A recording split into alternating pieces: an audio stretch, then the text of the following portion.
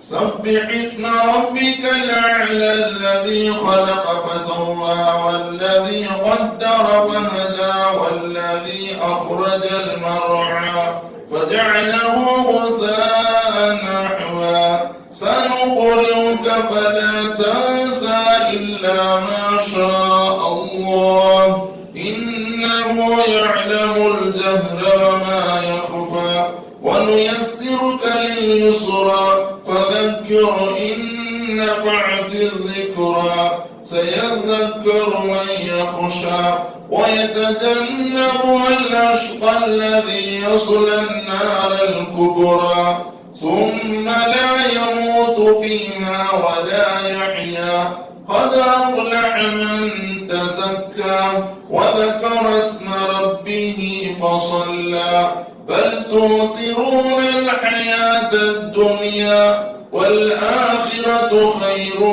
وأبقى إن هذا لفي الصحف الأولى